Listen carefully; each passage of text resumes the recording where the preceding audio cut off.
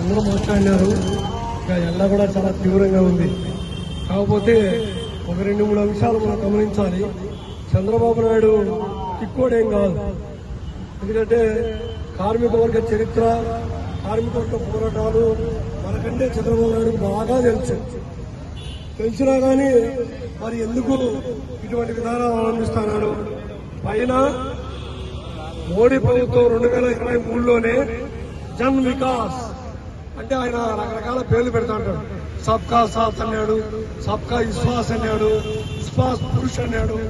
అంటే జన విశ్వాస్ అని ఒక బిల్లు తెచ్చాడు. 2023లో ఆ బిల్లు పక్కన పెట్టారు. మళ్లీ అధికారంలోకి వచ్చిన తర్వాత ఆ బిల్లును ముందుకు తీసుకొచ్చాడు. జన్ విశ్వాస్ అంటే పారిశ్రామికవేత్తలకు, పరిశ్రమాధిపతులకు నష్టం కలగకుండా ఏమైనా కార్మిక వర్గం హక్కులు ఉల్లంఘిస్తే ఆ ఉల్లంఘన పైన మనం వెళ్ళి కేసు పెడితే వాళ్ళ మీద కేసు ఫైల్ అయ్యేది. ముందు నేరము అనే పదం తొలగించాలి.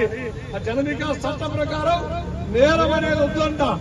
కార్మికులకు, కార్మిక పరిశ్రమాధిపతులకు శిక్షలు లేవంట. వాళ్ళని మనం ట్రైన్ చేయకూడదంట, ఏం అడగకూడదంట. అది దాంట్లో ఉండేటువంటి మర్మం. కాబట్టి అటువంటి విషయాలు, అటువంటి చట్టాలు అవన్నీ కూడా ఈ రాష్ట్రంలో ఇక్కడ చంద్రబాబు నాయుడు ప్రభుత్వం డబుల్ ఇంజిన్ సర్కార్, పైన ఎన్డీఏ కింద ఎన్డీఏ. కాబట్టి ఈ డబుల్ ఇంజిన్ సర్కార్ లో స్పీడ్ గా ఉండరు ఇప్పుడు. ఎందుకంటే speed of doing of business అని, స్పీడ్ ఆఫ్ బిజినెస్ అని అనే నేపథ్యంలో ఈ చంద్రబాబు నాయుడు ప్రభుత్వం ఉంది. కాబట్టి పైన మోడీ ఇక్కడ ఈ ఆంధ్రప్రదేశ్ ను ప్రయోగశాలగా వదిలిపెట్టాలని చూస్తున్నారు. దానికి ఈయన కూడా ఓకే అని మరి నేను కేబినెట్ నిర్ణయాల్లో ఎవరు చెప్పారు? ఆయన ఎవరిని అడిగారా? ఏ పరిశ్రమల్లో అడిగారా? కాదు. ఇప్పుడు పరిశ్రమలన్నీ కూడా వీటికి రావాలంటే అటువంటి విధానాలు, కార్మికులకు వ్యతిరేకమైనటువంటి విధానాలు చేయాలని ఆయనే కేబినెట్ లో నిర్ణయం చేయడం జరిగింది. ఎంత దుర్మార్గం అండి. కాబట్టి మన వాళ్ళు అన్ని విషయాలు చెప్పారు. కాబట్టి ఇక్కడ శిక్ష ఇక్కడ లేదు, అక్కడ ఉంది. అక్కడ శిక్ష అయితే ఇక్కడ బలు పెరుగుతాను. నిన్న రేపు వస్తున్నాడు ప్రధానమంత్రి యోగాడి. మరి ఈరోజు విశాఖపట్నంలో కార్మికులు విశాఖ ఉక్కు ప్రైవేటీకరణ ఆపాలని గత 1800 రోజులుగా ఆందోళన చేస్తున్నారు. మరి ఏం ప్రకటిస్తాడో చూడాలి. మనమైతే చెప్తున్నాం, ఈ రోజు విశాఖ ఉక్కు పరిరక్షణ వేదిక వాళ్ళు కూడా ఈరోజు చెప్పారు, అయ్యా ప్రధానమంత్రి, ముఖ్యమంత్రి, మీరు ఈ విశాఖ ఉక్కు ప్రైవేటీకరణను చెయ్యము అని రేపు యోగాడేలో ప్రకటించండి అని.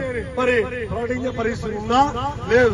కాబట్టి ఈ రోజు రాబోయేటువంటి రోజుల్లో కార్మిక వర్గం ఐక్యంగా లేకుండా, మనం లేకుండా ఉద్యమాలు చేస్తే ఈరోజు ఇందాక ఒక ఆయన అంటాడు, వీళ్ళంతా కలిసి 50 మంది లేదయ్యా అని ఎవరికో ఫోన్ చేస్తున్నారు. అంటే మీరు అనుకుంటున్నారు మేము 50 మందినే కావచ్చు, ఈడ ఒక్కొక్కరు ఒక భగత్ సింగ్, ఒక్కొక్కరు ఒక 1000 మందికి సమానం.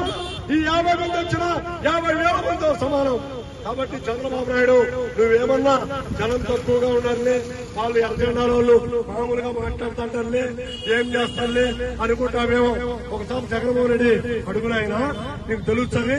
జగన్మోహన్ రెడ్డి ఒక్కసారి ఊవెత్తన బీసెంట్ రోడ్ లో ఒక్కసారి బిఆర్టీఎస్ రోడ్డు 1 లక్ష మంది 2 లక్షల మంది పోగైతే ఆ రోజు నుంచి జగన్మోహన్ రెడ్డి ఇంటికి పోయినాడు. నీకు కూడా అదే పరిస్థితి వస్తుంది. కాబట్టి ఉలిక్కిపడగాకు. కార్మిక వర్గాన్ని విమర్శిస్తే కార్మిక వర్గం సమాజానికి, ప్రభుత్వానికి ఓరిగట్టడానికి సిద్ధంగా ఉన్నారని చెప్పేసి తెలియజేస్తూ మీ అందరికి కూడా ఈ కార్యక్రమంలో పాల్గొనే వాళ్ళందరికీ ధన్యవాదాలు.